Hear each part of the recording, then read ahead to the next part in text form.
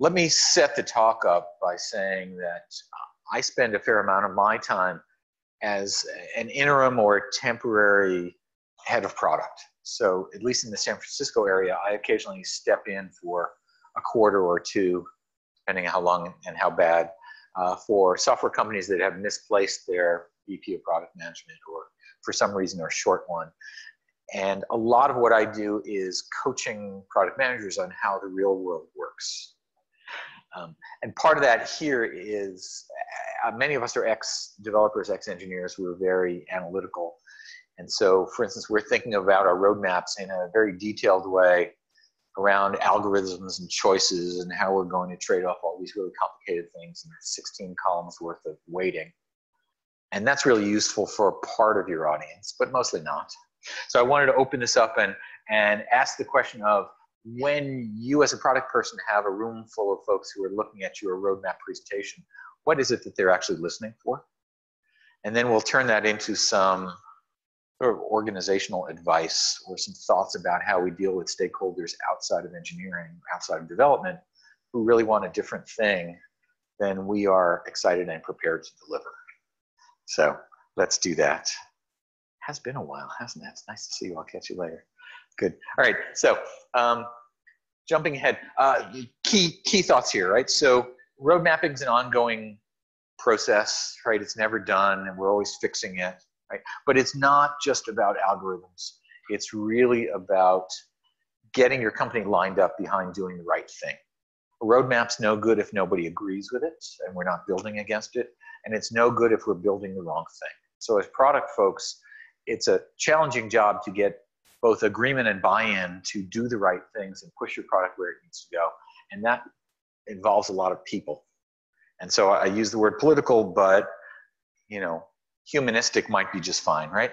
And again, as I wander around the world and spend a lot of time with a lot of product teams, I observe that it would be nice if all the stakeholders and VPs and C-level folks really wanted the same thing on the same timeline, had the same motivations and pay structures, we're all lined up.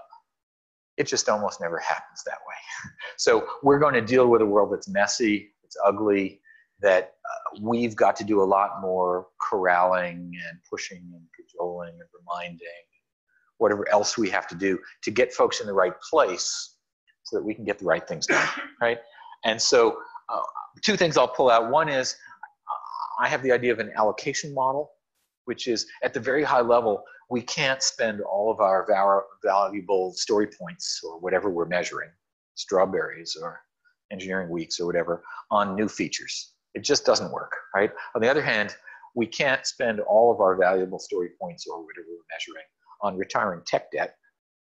That doesn't work either. So how do we think about spending our very precious engineering and development resources, and then how do we get everyone on board to buy that story? Because if we can't get the executive team on board, then it was really just a pie chart, right? So let's take that apart. Keep going. Here's right, your roadmap's just a snapshot. I really love this picture.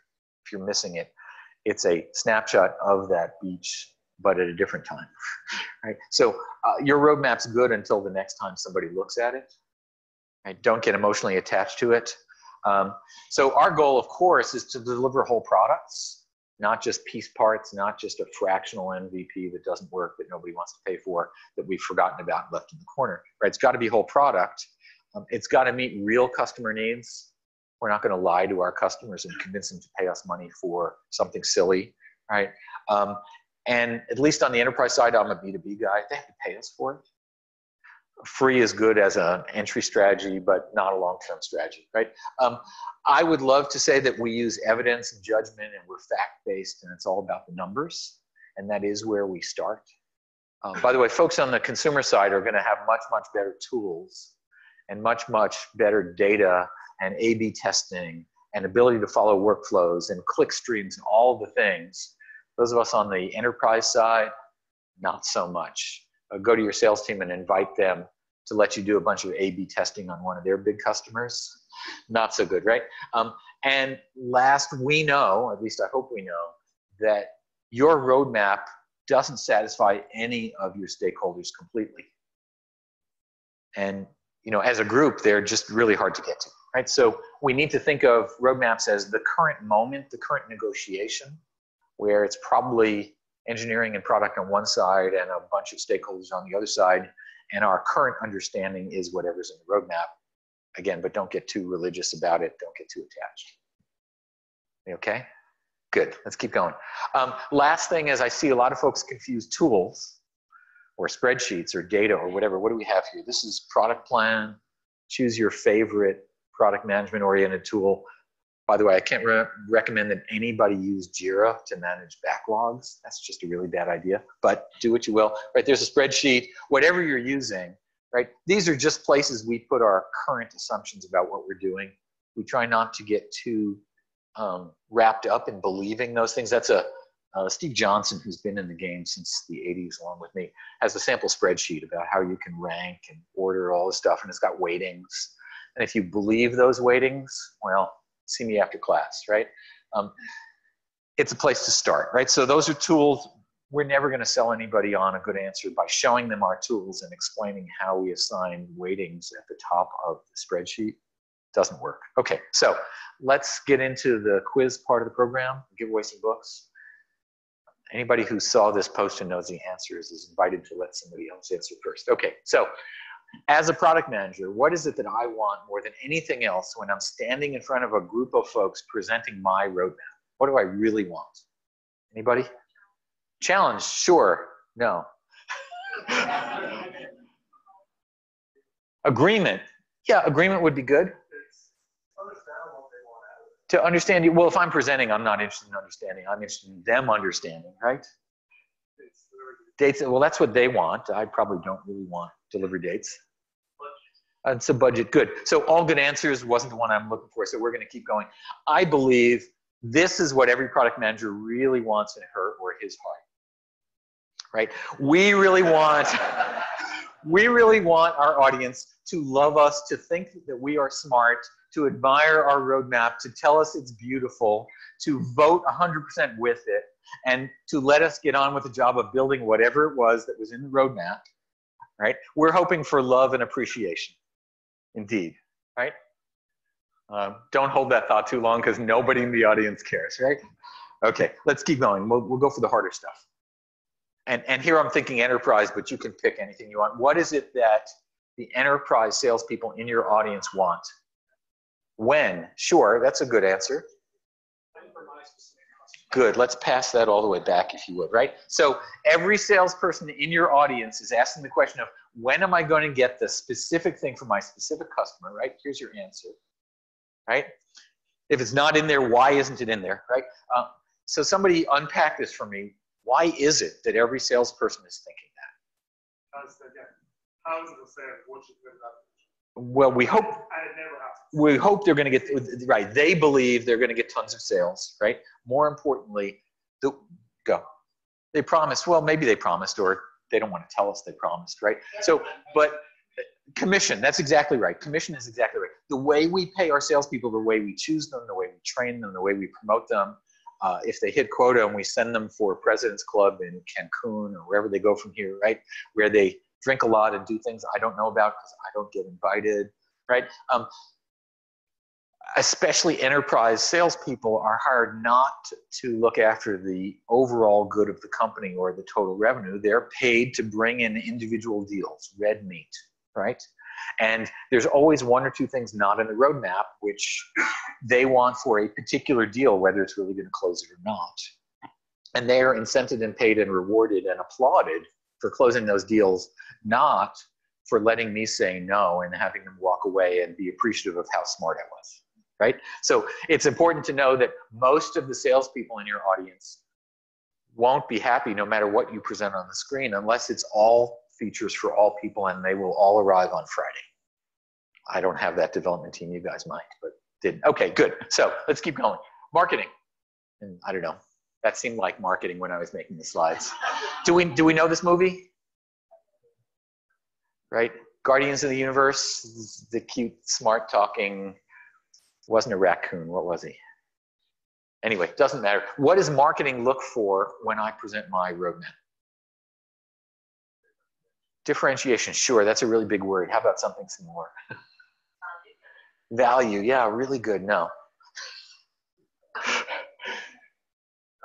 Unique selling point, let's be simpler, right? They're looking for something shiny, okay? Because we have to put out a bunch of podcasts and we've got to do some interviews and webinars and we've got some events and we've got some speaker things. We got a customer newsletter. Tell me something new that doesn't have more than 2 bullets with 8 words each, because that's my marketing budget, right? That I can talk about that's new, that the competition doesn't have, right? That's fun, right? Can we put blockchain in the product? Because everybody wants to do that, right? I don't know what we do, right? You know, it's a gaming platform, but can we add blockchain, right? And natural language something, right? We need a bullet point about natural, right? So when our marketers are looking at the roadmap and we have lots of technical debt reduction and bug fixes and incremental releases and version 2.61a, we don't have their attention, right? Why? Because we pay them to do something else and the marketing people are looking for something shiny. All right, let's keep going. Sorry, I'm catching a mic up there. All right, I don't know if you guys, is this what your executives look like? All right, and there's 2 answers here, but your executive team is looking at you presenting the roadmap. What is it that they're really listening for? What is it they want? Yeah, return on investment. Yeah, okay. Increase market share, sure. Margin, yeah. They have 2 questions in their head that they really are asking all the time. Yeah, how much will it cost? How much will it make us? What are the real deep questions that every executive is wondering about? Yeah, you guys are all like too analytical here, right? So that here's the 2. The first one, every executive is asking this question every minute of the day. Sometimes they don't voice it. Usually it's internal, but sometimes it blurts out, right? That's great. Everything on the roadmap makes sense. I know we agreed to it, but gosh, I just got off a bunch of calls with some customers and the things they want aren't there. Why can't we get more done, right? Yes, have we all been in that meeting? Okay, and what's the other one? Right? Why aren't we being more innovative? Innovative, how do you guys say this here? Right?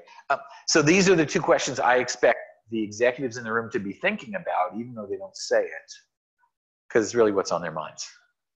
Okay, let's keep going. Customer success, I don't know why that's advancing. Stop that. Sit.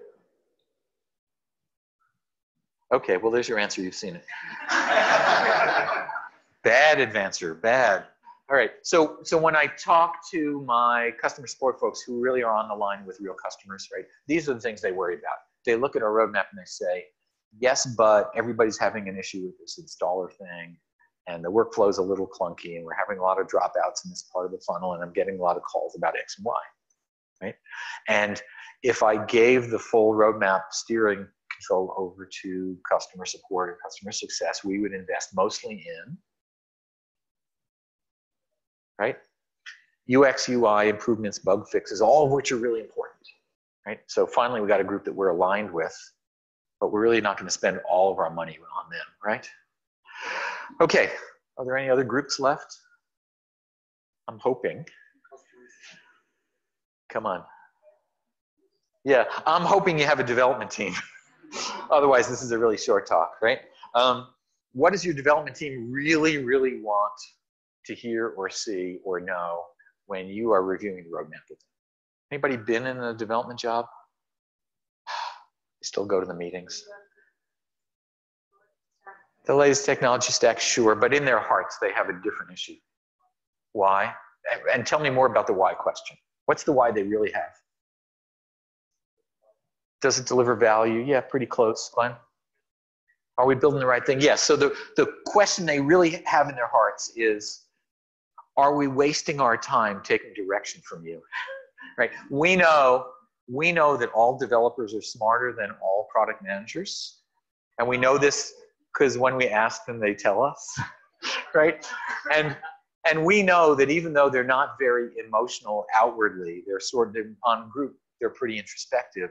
The thing that motivates them every single day is they're coming in to build something which they hope real people are going to use and real people are going to appreciate, and that there's users out there who matter.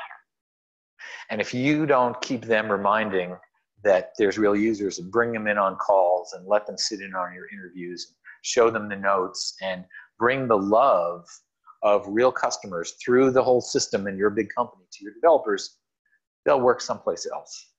There's lots of jobs, right? And so the biggest question they have is, how sure are you? Because I'd really hate to have wasted that year on something that was a bad idea, right? Tell me it's not wasted. And then there's another one that comes along with this, right? Do you know this one? This might seem like an obvious question. Why would a developer ask me this? Anybody? Well, partly they might not want to do it, but there's a much deeper reason. Yeah, sure. The big reason here is that since they're smarter than I am, right, they're hoping that my algorithm isn't all messed up, and by looking over my shoulder, they'd like to make sure I haven't screwed it up, right? So this is the polite way of saying, do you, product manager, have any idea what you're doing? If you show me the algorithm and it makes some sense, I'll go sit in my chair and do what I'm supposed to do. If you don't have an algorithm, I'm really worried. So this is all about comfort, but it's phrased in engineering, which is, can I check your work? Right? We're good? All right, there's one group left that really matters. Users, that's right, users. I'll call them customers here. And I spent a lot of today making some distinctions with some folks. I define customers and users and buyers as people who pay your company money for the thing you build, or if you're in some consumer entertainment, they pay you with their time. How do you distinguish in enterprise when customers are not? I understand there's buyers and there's choosers and users, but the distinction I'm going to draw is that your internal stakeholders are not customers. Okay? They may represent interests in the company, and they may have a lot of political power, and they may swing big budgets. But the people who pay our salaries are the folks who give us money for the thing we do. Again, in some consumer markets, it's not money, it's attention if you're on YouTube. But customers are not internal stakeholders, and internal stakeholders are not customers, and all of that funny silliness about you have to do this for me because fill in reason and I'm working for the same employer, don't buy it. Customers, users, buyers are the people who pay our way. And what is it? So when I'm presenting my roadmap to customers, what's their real deep in the gut concern? What are they really worried about? What problem does it solve? Well, I'm hoping they already know what problem it solves because they bought it, right? Or they're looking at it. So good, we'd like to know what problem it is. What are they really, sorry? Does it work would be good, yes. Now, for the folks who've already bought it, will it work? This is generally the question they will tell me they are thinking about after the fact, right? Which is, so show me a roadmap that doesn't embarrass me, that doesn't make me go back to my CFO and tell him or her that I have to cancel the contract with you guys because you're just so dumb. Don't put me in a position where I lose, you know, goodwill and capital on my side because I made a really bad choice and bought your stuff, right? I see customers, users, and buyers as much more rational than all the other stakeholders I just laid out, because they actually want the stuff to work and they need it and there's value and they just want us not to screw it up, right? And sometimes they'll tell us we're smart and they like our roadmaps, but mostly not. Okay, good. So having set that up, and the reason to do that is because we're setting up the problem that you just saw 5 or 6 groups and they're listening with different ears. They're evaluating us on different dimensions, right? So it won't be true in general that everybody in that room wants the same thing and judges us the same way, yet we still have to do the right thing. So let's talk about how we deal with that reality, and that it's not just something you individually experienced at your individual company, right? It's everywhere we go. So you don't have to feel ashamed that it's just you, and if you were taller and better looking somehow, everybody would agree. That's not what it is. This is the general state of the world, right? This is what we have. If it scares you, well, there's other jobs to be done, right? Good. Okay, so here's our ugly reality, right? Prioritization is hard. Anybody miss that? It's really hard. Nobody got exactly what they want, right? Roadmap's an artifact. There's always going to be conflict. The I'm going to make everybody happy strategy, they'll call me about 6 months later because everybody's left from the product management group. Okay, so we want to think about how we structure the discussion, how we set ourselves up to really wrestle the hard issues in the face of lack of agreement, in the face of stakeholders who want different things, right? Ahead of the sales rep who you said no to, who immediately escalated to your boss, right? Do we know that sales rep? It's every sales rep. Okay, so let's keep going. I'm going to suggest we've got a portfolio planning problem, right? So like a household portfolio, how many people here actually have a household budget that they maintain religiously and look at every month? One, and maybe you're lying, right? Okay, good. Excellent. Here, send this one back. She deserves it, right? Most people either don't have household budgets or don't use them, but they have things in them, right?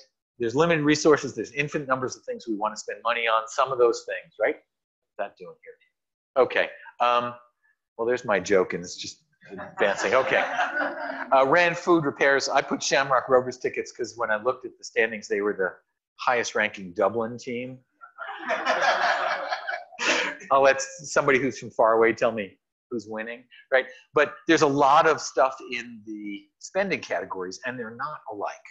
So when my daughter was in her tween years and the newest boy band came to town and she wanted me to get tickets for her and her 11 best friends, and that was going to be as expensive as a month of rent in San Francisco, which I think was tremendously high. And we would be living in cardboard boxes if we did that too much. She didn't see the point, right? It's hard to trade off property taxes for rent for Rovers tickets, right? They're different animals. But we can't spend everything on entertainment or it's a bad outcome, right? Is there something more here, right? I don't know what's going on here. Here's the takeaway, which is, in my experience, we work really hard for these trade-offs with the executive team. And then from meeting to meeting, they don't really remember the trade-offs we made. And I could make that a joke about executives, but having been one a few times, I can tell you that they're pretty badly thrashed. Right? They're going from shareholder meeting to customer meeting to internal meeting to legal meeting to whatever drinks out with whoever it is. They can't remember who they're even talking to. If we assume and expect them to remember word for word the discussion we had 2 weeks ago, that's just bad expectations. That ain't happening. Right? So we have to respect the fact that they are mostly not going to remember the really hard, difficult, struggling trade-off that we painfully negotiated about 9 days ago. Right? We're going to have to come back and repeat that over and over again because they've had 8 calls in the meantime from 8 customers who wanted 8 different things not on the roadmap.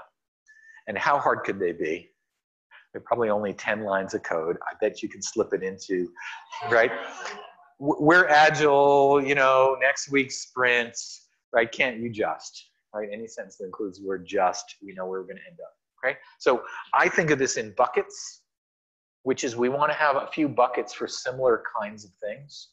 It's really hard to trade off one more bug fix versus one more feature versus one more tech debt thing versus one more whatever. They're different animals, they're on different scales. So how do we pull those together and have just a few similar looking slices of our budget pie? I would say you put all your features in one slice or one bucket, and we're only going to get 3 features this quarter. I'm sorry, there's an infinite stack and we're only going to get the top 3. So let's have a really vigorous argument about which 3 are going to lead to more revenue. Because the way we measure features mostly is in revenue. And we want the best revenue features to win. But we want to have a different discussion about DevOps and test automation and P0 reduction and investing in security, none of which are going to deliver revenue this quarter. And if we give all those things away in favor of features, well, it's going to be bad in a couple of quarters when, you know, somebody reports that 150 million of our credit records have been shared with the dark web. Not that mine, actually mine did go out too, right? So if we look at that as a picture, come on, here's my sample, and this is really my sampling of enterprise SaaS companies. Your company is going to be different, right? But when I look at what they actually spent their story points on last quarter, and I look at last quarter because it's less emotional than this quarter, and I say, let's just count them up. What did we spend our points on? Usually it looks something like this. About half of the pie is external customer-facing features, right? Stuff that people were really waiting to get, that were on our shopping lists, that got voted up in some user group and whatever, right? They're visible, they're out there, they look nice in the marketing newsletter, and sales is going to be, I hope, excited to sell. The red slice here is all the stuff that we have to do to stay in business that no customer is really going to call out unless it's failing. I never want to have the discussion with my customer about why my SaaS platform doesn't have enough capacity to do her transactions. That's a really ugly call, right? But I better do it. So all the abilities, all the scalability and security and back end and architecture and bug fixes and stuff. Now I can't spend 100% on that because some competitor is going to eat my lunch, but I can't spend zero or it all falls apart soon, right? So red we understand, purple we understand. Somebody tell me about the blue slice. Anybody been through that? Yeah, not so much. What are these about? Sales. Tell me more about sales.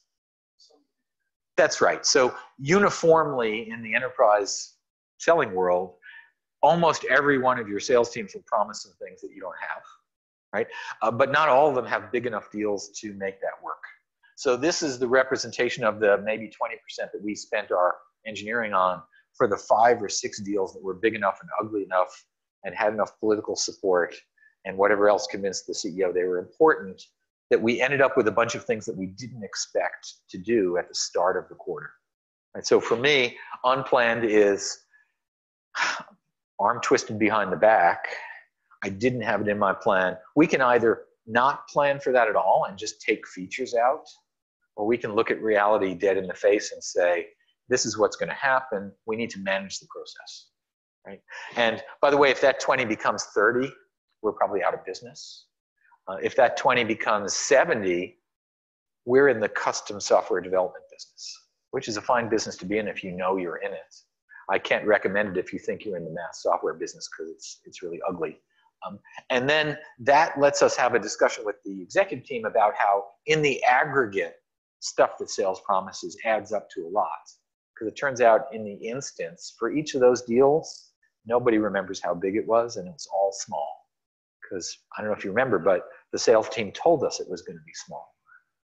And they should know, not at all, right? So what we're setting up here is we're setting up a budget where we can have different fist fights for different parts of our portfolio so we can get the right things done.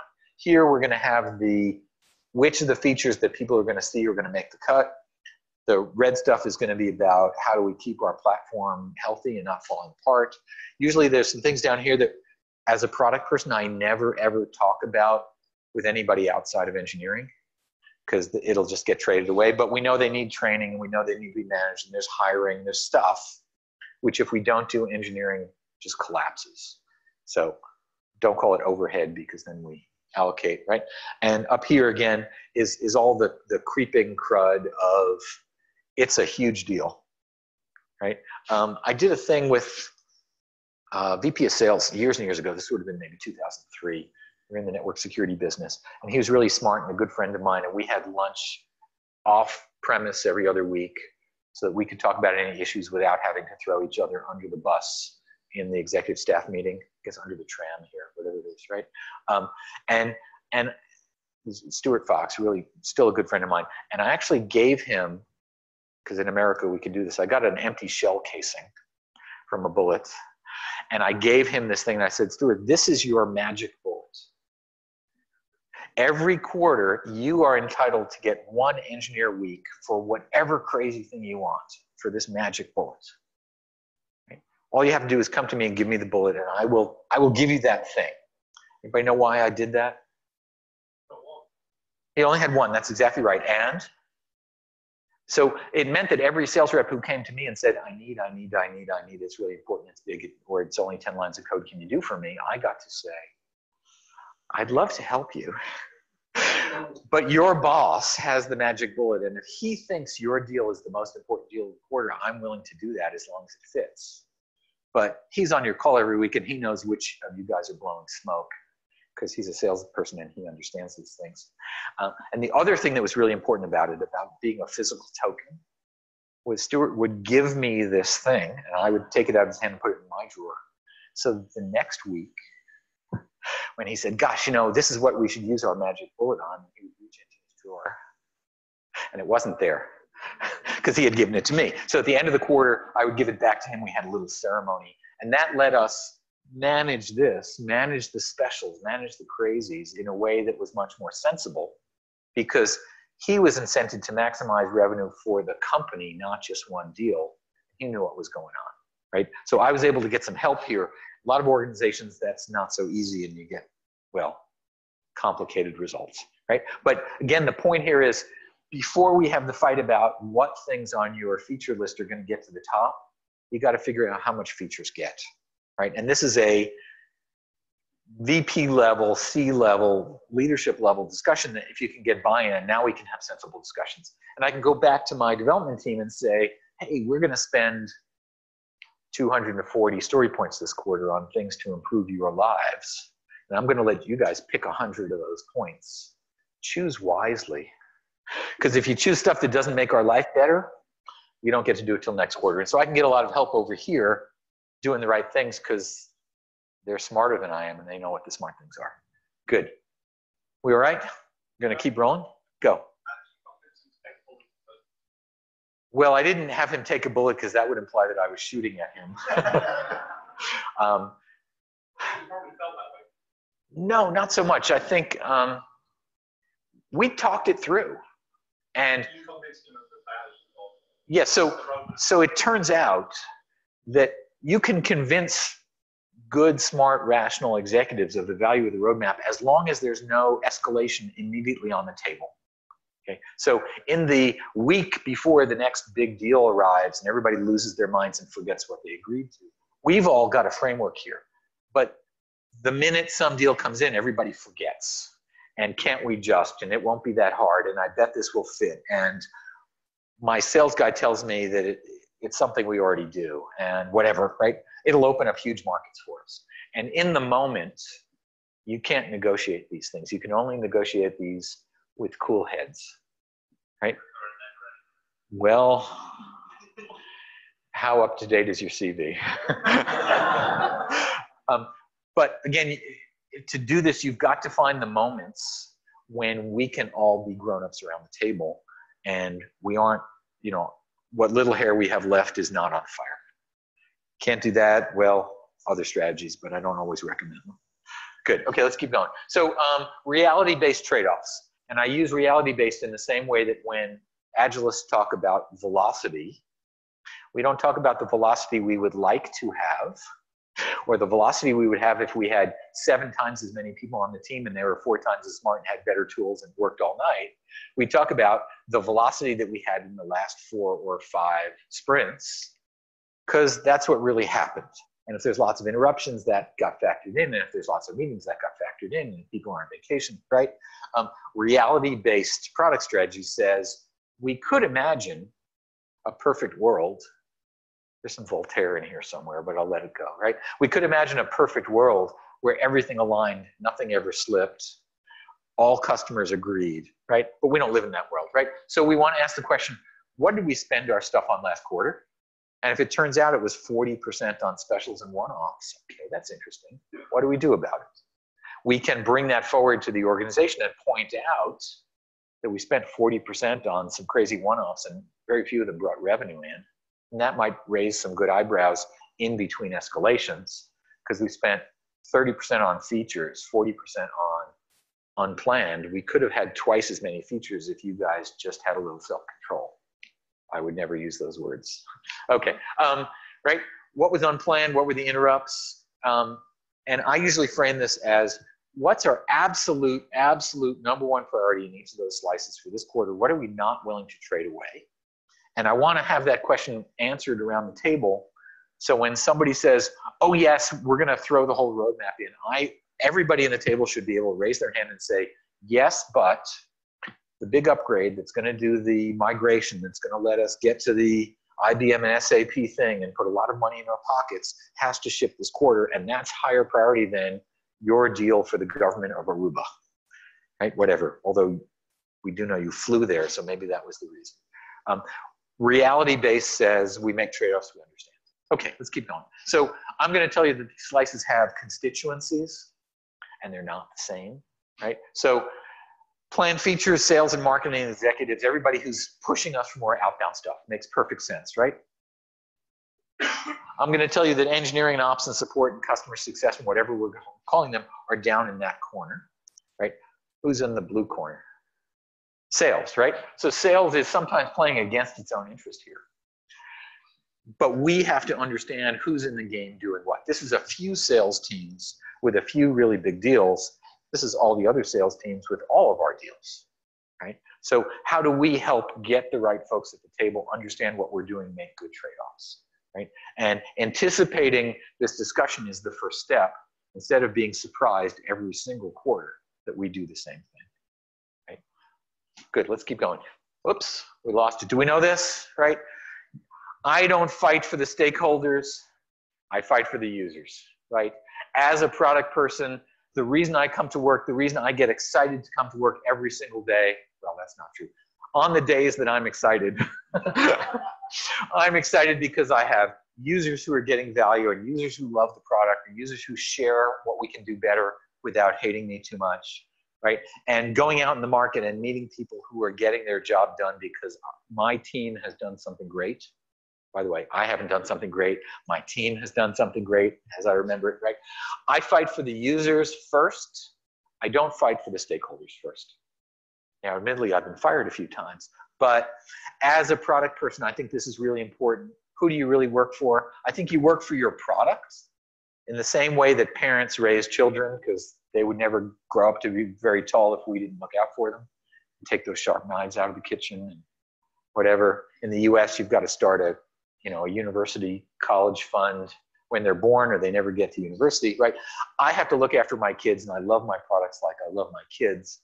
The other people I love, like I love my products and my kids, are my users, right? If you don't come in every day loving your users, gosh, this is a really hard job to do, right? So when we're thinking about all that political slice stuff and who's getting who, I need to know that I'm fighting to get the right pie, to get the right features built, to do the right infrastructure and abilities such that I can ship something I'm more proud of than the last release. And after that, I'll be more proud of on subsequent releases, right? Because it's never perfect. And I do that because it's really important that I don't lose my soul to the stakeholders go. So I'm gonna, the Tron movie said users. I wasn't going to rewrite their script on this, right? So I believe the buyers, so customers are made up of buyers and users. The buyers have to want it enough to pay money for it, and the users have to love it enough or be willing to use it enough to use it. My intellectual energy and spreadsheets are built for the buyers. My love goes out to the users, right? Sorry, that's just me. You guys make your own decisions. But what we do is really hard. If I can't find people out there who appreciate it and love it and every once in a while tell us we're doing a good job, I should just do something else. Good. I don't want to get emotional and cry on you guys. Okay, so takeaways, right? Because there's my takeaway container for anybody who missed it. Okay, so roadmaps are just artifacts. We don't get emotionally involved. We don't get committed to them because tomorrow or 2 hours from now, we're going to take out the digital eraser and we're going to fix them again, right? Don't get hooked. You need to understand your audiences. They want different things. They care about different things. If you expect them to be like you will be disappointed and surprised over and over again in ways that just shock me. Different folks in your company do different things. They're hired for different skills. They're on someplace else on the Myers-Briggs chart, right? I tried to do selling, and I was terrible at it. And I can tell you some salespeople have tried to do product management. And that was a really good laugh, right? And then we fight for our products, and we fight for our customers or our users or our buyers before we fight for our internal stakeholders, right? Those are people we need to help to get to the right answer. But I did it because sales told me to. Pretty poor answer, right? Okay, good. I think we're done here. Let's see what we got. That's me. That's the book. Anybody who didn't get a book, drop me a note. I'm happy to send you the bits. San Francisco's home. We've got time for questions, right? Good.